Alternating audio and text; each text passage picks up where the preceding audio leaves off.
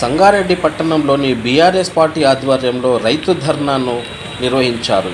ఈ కార్యక్రమంలో BRS party జిల్లా అధ్యక్షులు చింతా ప్రభాకర్, ఎమ్మెల్యే సంగారెడ్డి పాల్గొన్నారు. మరి ఈ కార్యక్రమానికి విచ్చేసిన జడ్పీ మాజీ చైర్మన్ జైపాల్ రెడ్డి, కాసాల బుచ్చిరెడ్డి, పట్నం మాణిక్యం మరియు మున్సిపల్ కౌన్సిలర్లు, మాజీ సర్పంచ్లు, బీఆర్ఎస్ పార్టీ నాయకులు, రాష్ట్ర నాయకులు తదితరులు పాల్గొన్నారు.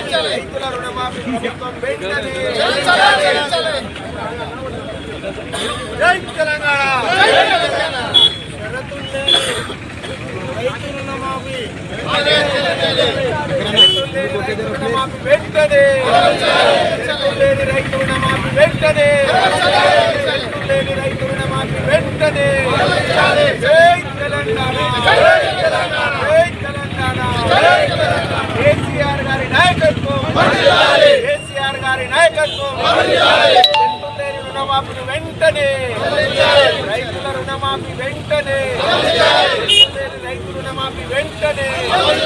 జై తెలంగాణ, జై తెలంగాణ.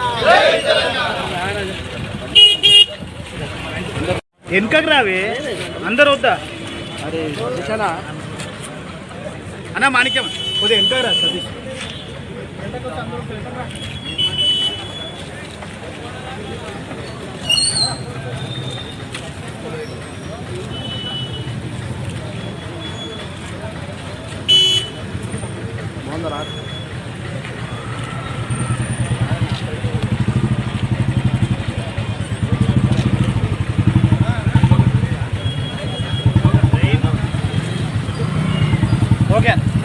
గారు రైతు వ్యవసాయ శాఖ మంత్రి వారు చెప్తారు. 2 లక్షల రుణమాఫీ మొత్తం అయిందని చెప్తున్నటువంటి తుమ్మల మరి వార్ది నిజమా మరి ఉత్తమ్ ఈరోజు టెక్నికల్గా సాంకేతిక పొరపాట్ల వల్ల మొత్తం అందరికీ ఇవ్వలేకపోతున్నాం అని చెప్పి ఉత్తమ్ కుమార్ రెడ్డి గారు చెప్తున్నారు. మరి అదే రకంగా శ్రీనివాసరెడ్డి ఆయనైతే ఇంకా 12,500 రూపాయలు వేయాల్సిన అవసరం ఉంది. 12,000 కోట్లు వేస్తే మొత్తం అందరికీ మరి చేరుతుందని చెప్పి వారు చెప్పడం జరుగుతూ ఉంది. మరి అదే రకంగా బట్టి కూడా ఈరోజు ఆర్థిక శాఖ మంత్రులు ఆయన 7,500 కోట్ల రూపాయలు మాత్రమే ఈరోజు వేసినామని చెప్పడం ఇది విడ్డూరంగా ఉంది. ఈరోజు మంత్రుల మధ్యన సఖ్యత లేదు, ఏం మాట్లాడుతున్నారో వాళ్ళకే తెలియదు. మరి అదే రకంగా మరి మొదటైతే 49,000 కోట్లు మరి రైతులకు చెల్లిస్తామని చెప్పి రేవంత్ రెడ్డి చాలా సభల్లో చెప్పిండు.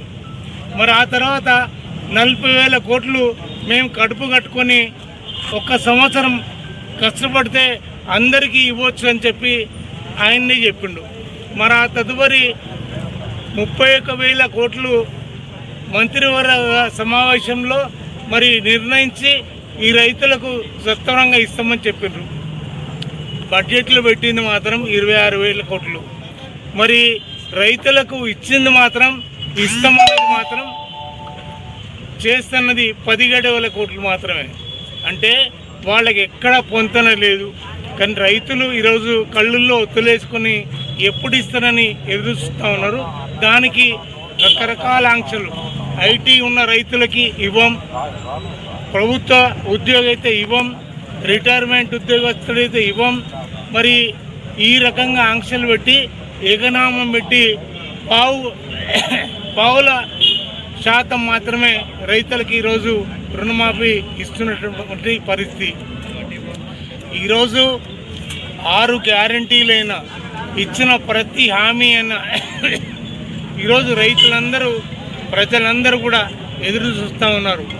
ఈరోజు ప్రజలకు ఇచ్చినటువంటి వాగ్దానాలు, అలవి కానటువంటి వాగ్దానాలన్నీ కూడా నెరవేర్చాలని ప్రజలు కోరుకుంటూ ఉన్నారు.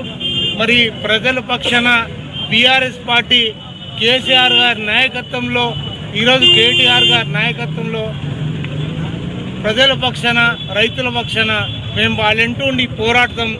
అవన్నీ ఇచ్చి నెరవేరే వరకు మేము ప్రజల పక్షాన ఈరోజు ప్రభుత్వం మీద ఒత్తిడి చేస్తాం. జై తెలంగాణ.